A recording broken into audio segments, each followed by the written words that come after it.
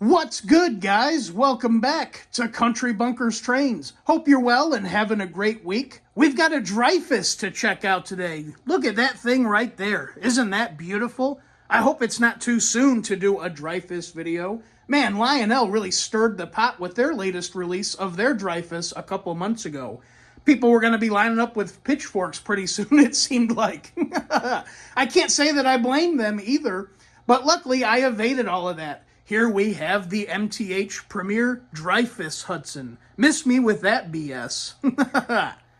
This MTH Premier Dreyfuss Hudson is a bit of an older gal. She was offered in the 2006 Volume 1 catalog and delivered in November of the same year.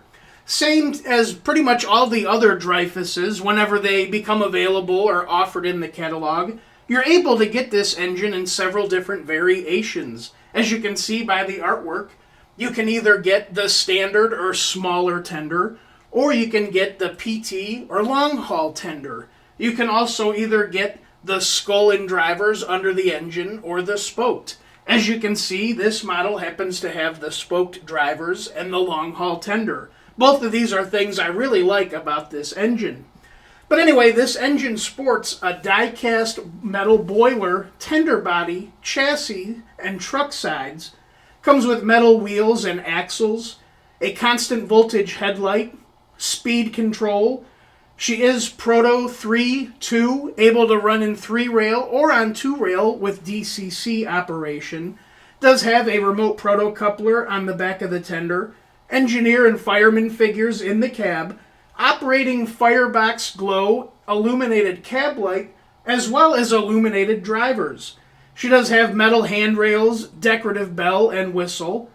Comes with MTH's Proto smoke system, great smoking engine, as always. This engine does have the best feature of them all. Comes equipped with Proto Sound 2, the 3-volt system, sporting passenger station sound effects. The engine measures 25.5 inches long and comes with a minimum recommended curve of 0.72. As great as this engine is, one thing that kind of leaves me puzzled and scratching my head about it, though, is the tractive effort or pulling power that this engine exhibits. I don't have a fancy scale or way to tell you exactly how many cars that this engine can pull, but I can tell you this is honestly probably one of the worst pulling steamers I have in the collection. Yeah, it leaves me kind of scratching my head, like I say. Now I've gone through, checked all the wheels, and put new traction tires on it, so on and so forth, but it still remains one of the worst pullers. This really has me puzzled because we have another streamlined Hudson, one of my very first engines, the Empire State Express.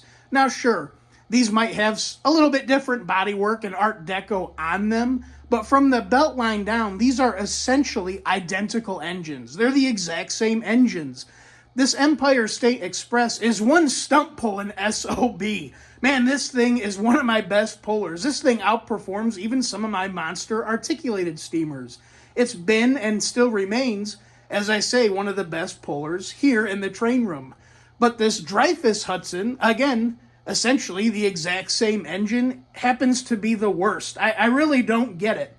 Luckily for us, though, I don't have big monstrous layouts. My layouts are small to medium size.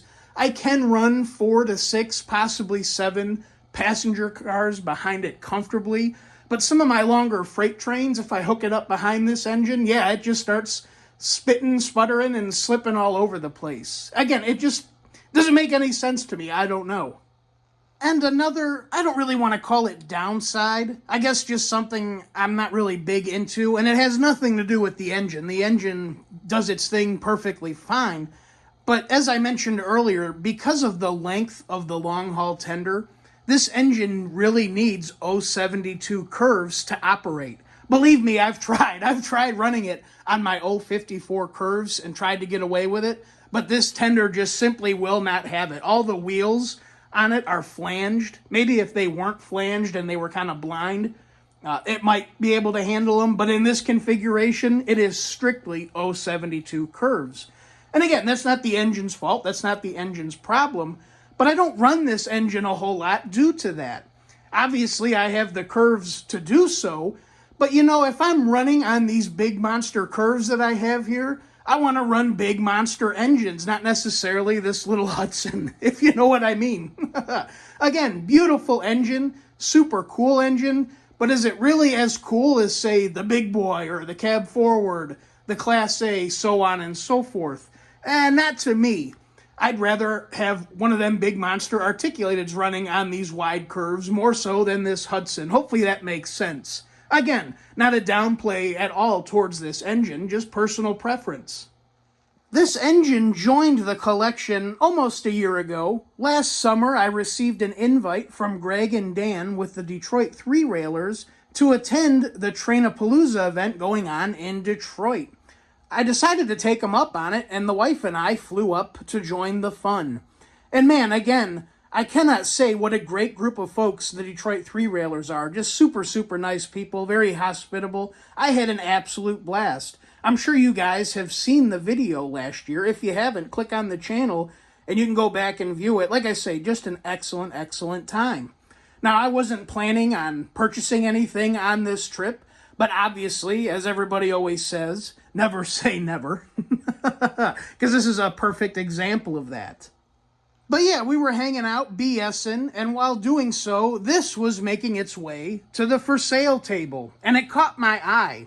Now, this engine comes from one of the club members of the Detroit Three-Railers, but unfortunately, the previous owner of this had passed away.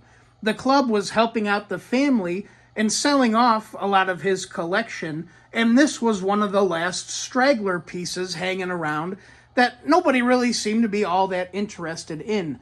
Unfortunately, the engine really didn't want to seem to run all that good, and because of that, I think a lot of people weren't really interested in this engine, and you can't blame them.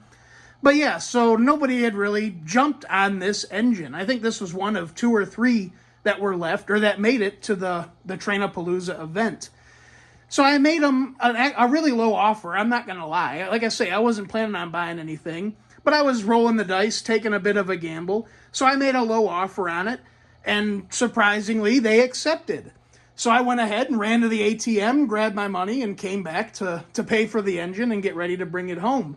While I was going to the ATM, one of the guys that was there at the event was playing around with the switches under the tender, the 3-2 rail switch, so on and so forth, and did get it running momentarily, but I didn't know anything about this engine, didn't want to run it long, so I quickly boxed it up. I didn't want to hurt it any more than it might have already been, and I ended up bringing it home. That actually made for quite the memorable trip coming back home. It was fun going through TSA with this. Like I say, we flew, and I was just able to cram this in the small suitcase that I brought. I got quite a few raised eyebrows and quite the face on the woman at TSA unboxing this thing, pulling it out of my suitcase at the airport. But hey, it made for a good time, and we got it home just fine. So I got this thing home and slowly started to tinker with it. I ended up putting a good little bit of elbow grease into this engine. Nothing extravagant or over the top, but this engine did need a good going through.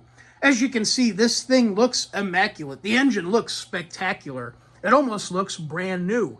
But on the underside, this engine does show signs of a lot of runtime.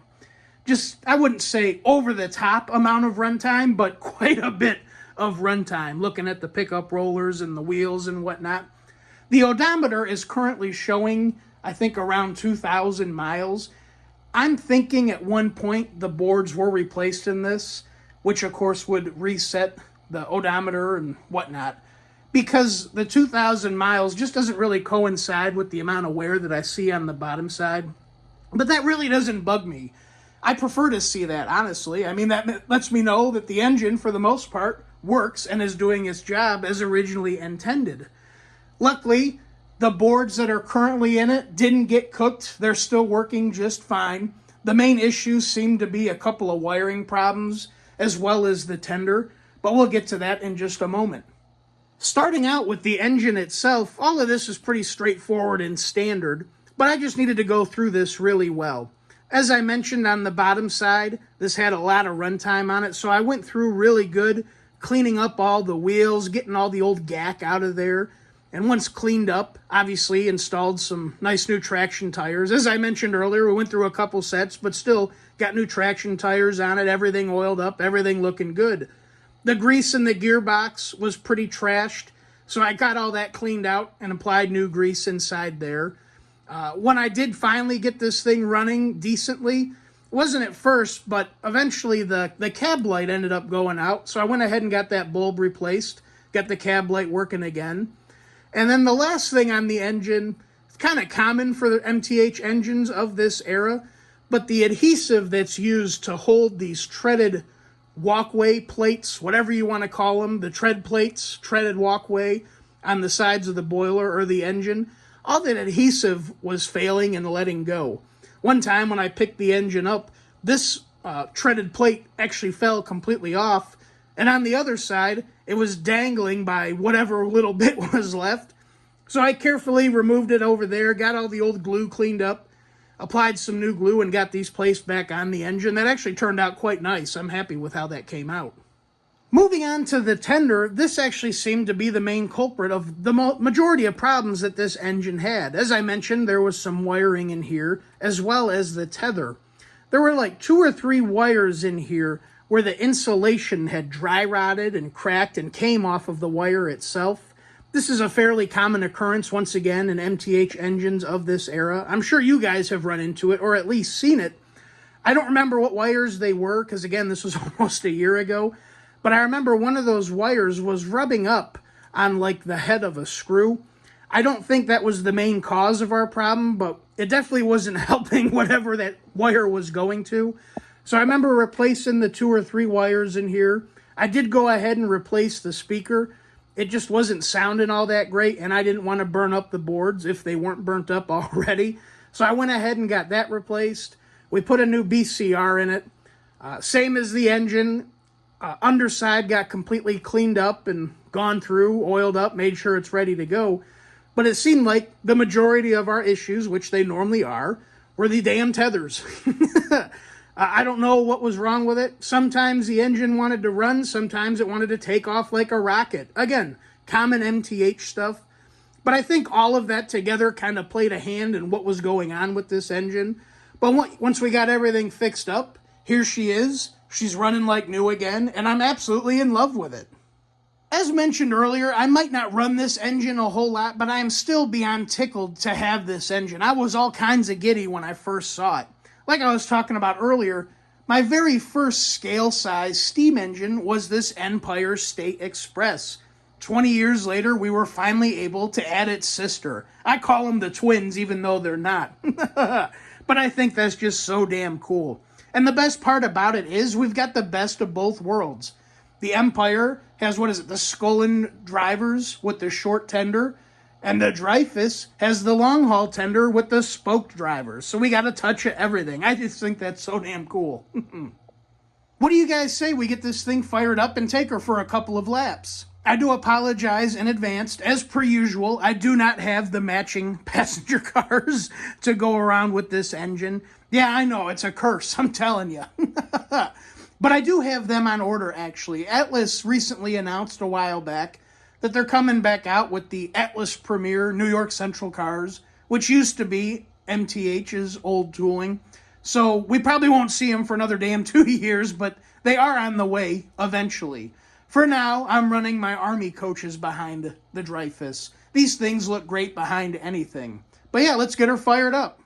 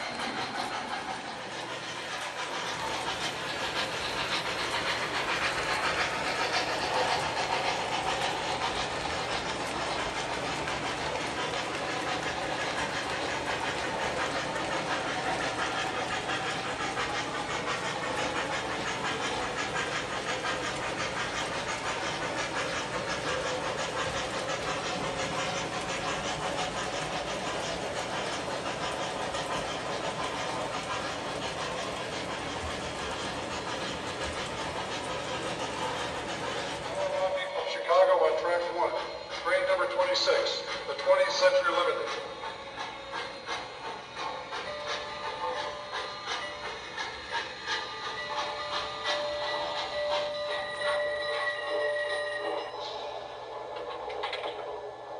Welcome to Toledo. Watch your step, please. Have a nice day. Thank you.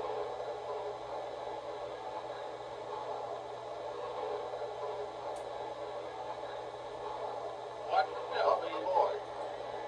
Let me help you with your baggage. Thank you.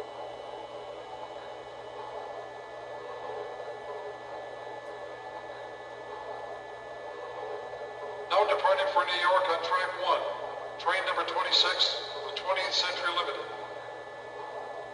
Pardon me. Step right this way. Watch your step, please. Thank you.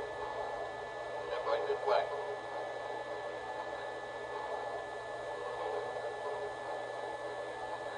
All aboard. That's right. It's a big thing. Gotta slow down now. Clear? Clear. Just giving us an eyeball.